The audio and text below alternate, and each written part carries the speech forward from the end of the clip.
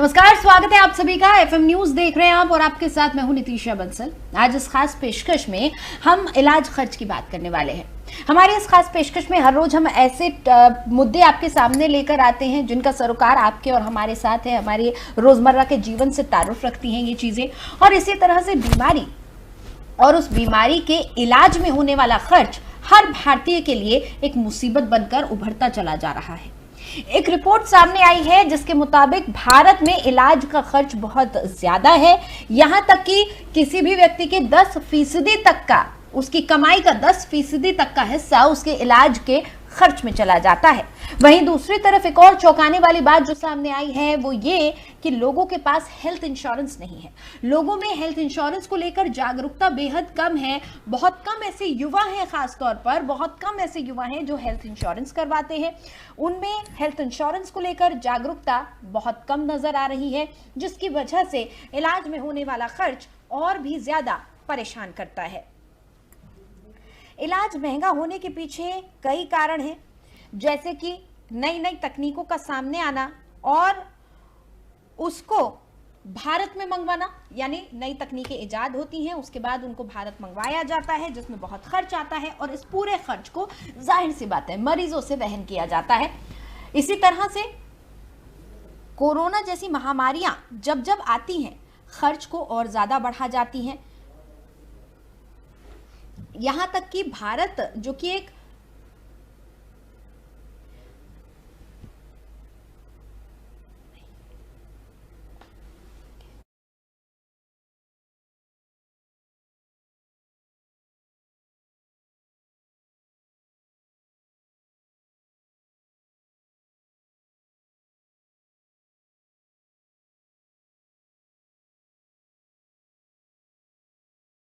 से देखा जाता है कि लगातार हो रहे इस खर्च के चलते आम आदमी दबता चला जाता है। हमारे देश में न सिर्फ इलाज पर खर्च बहुत महंगा हो गया है, बल्कि इलाज के लिए जो सहूलियतें आप ले सकते हैं उनके बारे में भी लोगों में जागरूकता नहीं है। समय समय पर सरकारें भी योजनाएं लेकर आती हैं। लाइफ इंश्योरेंस की बात की जाती है, हेल्थ इंश्योरेंस की बात की जाती है। हेल्थ इंश्योरेंस का सेक्टर काफ़ी बूम कर रहा है, लेकिन इसको लेकर, मेडिकल इंश्योरेंस को लेकर लोगों में जागरूकता बहुत कम नज़र आ रही है। और यही वजह है कि कहीं ना कहीं लोगों का खर्च बढ़ रहा है। महंगाई जैसे जैसे बढ़ रही है वैसे उनकी आमदनी तो बढ़ती नहीं है, लेकिन तमाम तरह की महंगाई के साथ घरेलू खर्च के साथ साथ उनका जो मेडिकल ट्रीटमेंट पर जो खर्च है वो भी बढ़ता चला जा रहा है। और यही वजह है कि भारत में आम आदमी के लिए इलाज करवा पाना खासतौर पर बहुत मुश्किल हो गया है।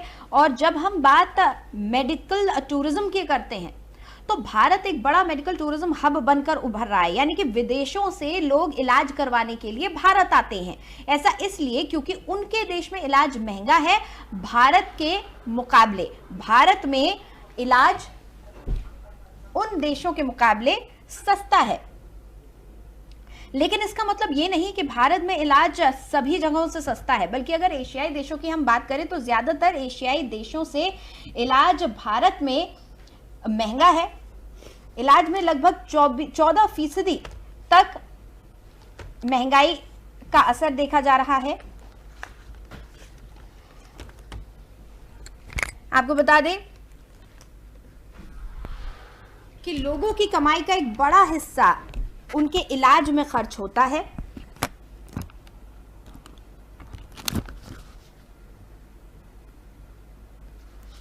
हालांकि तमाम देशों से, चाहे वो ब्रिटेन की बात करें, अफ्रीकन कंट्रीज़ की बात करें, तमाम देशों से लोग भारत में आते हैं अपना इलाज करवाने के लिए और उनको ये सस्ता भी पड़ता है। लेकिन उनका यहाँ आना ही इलाज को और महंगा बनाता चला जा रहा है। तमाम योजनाएं देश भर में चलाई जाती हैं, सरकारों की तरफ से, राज्य सरकारों की तरफ से तमाम ऑर्गेनाइजेशन सामने आती हैं, एनजीओ सामने आते हैं जो लोगों की मदद करना चाहते हैं। लेकिन बावजूद इसके भारत का एक बड़ा तबका डॉक्टर के पास भी नहीं जा पाता, वो डॉक्टरी सहायता भी नहीं ले पाता, जिसकी वजह से ये दिक्कत इन्हें होती है। और आपको बता दें कि ये हालात भारत के शहरी और ग्रामीण दोनों ही क्षेत्रों में है। ऐसा सिर्फ भारत के किसी एक क्षेत्र में नहीं बल्कि पूरे भारत में इसी तरह के हालात देखने को मिलते हैं,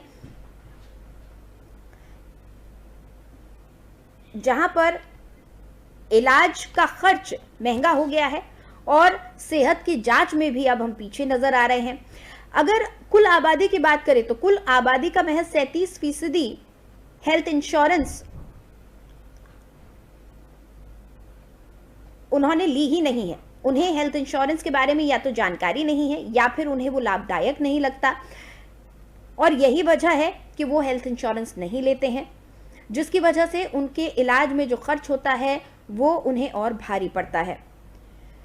हमारे देश में न सिर्फ ट्रीटमेंट महंगा है, दवाइयाँ महंगी हैं, हॉस्पिटलाइजेशन भी महंगा है, किसी भी मर्ज की जांच भी बेहद महंगी है। इसीलिए बहुत सारे लोग डॉक्टरों के पास जा ही नहीं पाते। खासतौर पर कई तबके भी ऐसे हैं जहां इलाज नहीं पहुंच पाता, कई जगह अशिक्षा की वजह से, कई जगह अज्ञानता की वजह से, और कई बार खासतौर पर हमारे देश की अगर आधी आबादी की बात की जाए तो आधी आबादी खासतौर पर खुद को जो है निगलेक्ट करती है, अपने आप को आखिरी पायदान पर रखती है। आधी आबादी ज्यादातर इलाज के मामले में, सेहत के मामले में अपने आप को उतनी तरजीह नहीं देती है, बल्कि उनके लिए उनका परिवार, उनके बच्चे, हर वो चीज उनसे पहले आती है जिसके बारे में आप सोच सकते हैं। यानी कहीं ना कहीं भारत में महिलाएं खासतौर पर अगर मेडिकल अटेंशन की बात की जाए तो उसे इग्नोर करती हैं।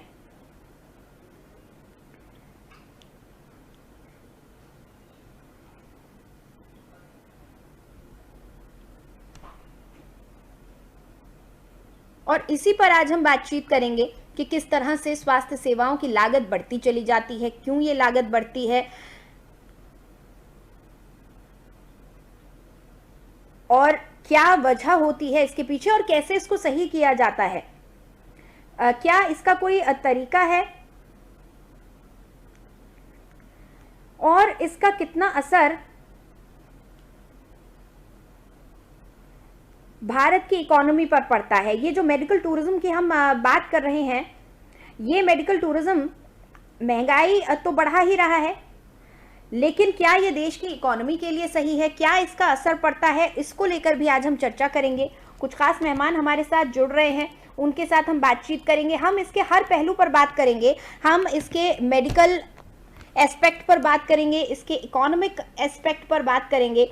अब जब हम इकोनॉमी की बात करेंगे तो हम आम आदमी के नज़रिए से भी देखेंगे, और साथ ही साथ देश की इकोनॉमी से कैसे ये इलाज और इसका खर्च रिलेटेड है उसके बारे में भी हम बात करेंगे। कुछ खास मेहमान हमारे साथ जुड़ रहे हैं, उनका तारुफ आपसे करवा दूं। हमारे साथ डॉक्टर राजीव कक्कड़ जुड़े हुए हैं जो कि एक वरिष्ठ चिकित्सक हैं, साथ ही हमारे साथ अनुपमा श्रीवास्तव जी जुड़ी हुई हैं जो कि एक अर्थशास्त्री हैं, और मोनिका शर्मा जी हमारे साथ जुड़ी हुई हैं जो कि एक सोशल एक्टिविस्ट हैं। बहुत बहुत स्वागत है आप तीनों का FM न्यूज़ पर।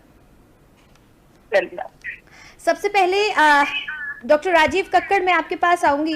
डॉक्टर राजीव कक्कड़, जब हम मेडिकल एक्सपेंसेस की बात करते हैं तो हम ये देखते हैं कि भारत तो एक मेडिकल टूरिज्म के हब के तरह उभर रहा है, यानी कि भारत में तो मेडिकल का खर्च सस्ता होना चाहिए। आपका अनुभव क्या कहता है, कितने विदेशी भारत में आते हैं इलाज के लिए, और भारत इलाज के स्तर पर, सिर्फ इलाज ट्रीटमेंट के स्तर की अगर बात करें तो कहाँ खड़ा है इस वक्त?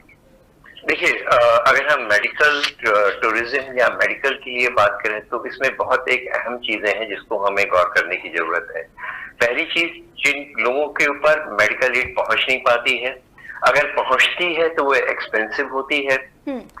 अवेयरनेस की एक प्रॉब्लम होती है लोगों के पास, लोगों को नहीं मालूम है डॉक्टर से कब मिलना चाहिए, कब नहीं मिलना चाहिए, और जिन डॉक्टरों के पास वो जा रहे हैं वो कितने क्वालिफाइड हैं, किन दवाइयों के लिए उनको मिलना चाहिए, और जो मेडिसिन जो और विदाउट एनी प्रिस्क्रिप्शन जो ड्रग काउंटर पे जाकर के ले रहे हैं, अनयूज्ड एंटीबायोटिक्स ले रहे हैं, उसका प्रभाव सबका डायरेक्टली या इनडायरेक्टली पड़ता है। एक एस्पेक्ट इसका ये है जो उनकी फैसिलिटीज, डॉक्टर की अवेलेबिलिटी, और किस तरह से हम लोग मेडिसिन ले रहे हैं, और किस तरह से प्रिस्क्रिप्शन, विदाउट प्रिस्क्रिप्शन मेडिसिन का उपयोग हो रहा है, जो एंटीबायोटिक्स का यूज होता चला जा रहा है, जिसकी वजह से एक्सपेंसिव एंटीबायोटिक्स हो रही है। दूसरा एक एस्पेक्ट ये है कि हम लोगों को वास्तव में हम लोगों का ट्रीटमेंट एक्सपेंसिव क्यों हुआ है। अभी काफी साल पहले अगर हम लोग की लाइफ एक्सपेक्टेंसी थी तो 60 साल माना जाता था। 60 साल पे हम लोगों के बाद में कोई डिजीज होती थी तो ओल्ड एज मानी जाती थी और लोगों की डेथ हो जाती थी विदाउट एनी एक्सपेक्टेशन। और उनको फैसिलिटीज हम लोग को मेडिकल में मान के चलते थे। कुछ बीमारियां, लिमिटेड बीमारियां होती थी, हार्ट अटैक हो गया, उस समय कुछ पोलियो था, चिकन पॉक्स थी, कुछ इन्फेक्शन होते थे, कोई बड़े बड़े इन्फेक्शन हो जाते थे और मूवमेंट कम होता था, उनका स्प्रेड उतना नहीं होता था। अब हम लोग का पैटर्न बदल गया है। लाइफ एक्सपेक्टेंसी 70 साल, 80 साल, 90 साल पहुंच गई। ओल्ड एज रिलेटेड प्रॉब्लम्स बढ़ गई हैं। कुछ ऐसी हमारी लाइफ स्टाइल है, हमारे पॉल्यूशन है, हमारे रहने का ढंग है, हमारे कॉन्टामिनेशन है, जिससे इंसिडेंस ऑफ कैंसर बढ़ गया है। अगर हम कैंसर पहले ट्रांसप्लांट नहीं होते थे, ऑर्गन ट्रांसप्लांट हो गए, कैंसर हुए तो कैंसर की जो दवाइयां हुई उनसे इम्यूनिटी कम हुई और उसकी वजह से हमारे इन्फेक्शन हो गए। हमारी लाइफ सेडेंट्री हो गई। पहले हम लोग दौड़ भाग पैदल चलते थे, अब लाइफ सेडेंट्री हो गई, बैठे रहते हैं, उसकी वजह से ओबिसिटी रिलेटेड प्रॉब्लम, डायबिटीज भी एक बहुत बड़ा हब हो गया है इंडिया के लिए, जिसमें ब्लड शुगर बढ़ी रहती है तो ब्लड शुगर रिलेटेड प्रॉब्लम हो गई। तो प्रॉब्लम बढ़ गई है, इन्फेक्शन बढ़ गए हैं, डायग्नोसिस बढ़ गई है। पहले केवल चेस्ट के या किसी भी ऑर्गन का एक्सरे होता था, वो डिफरेंट व्यूज के होते थे। फिर सीटी आया, एमआरआई आया, उससे एडवांस इन्वेस्टिगेशन हो गए। पहले ब्लड में केवल टीएलसी, डीएलसी या कुछ चुनिंदा टेस्ट होते थे।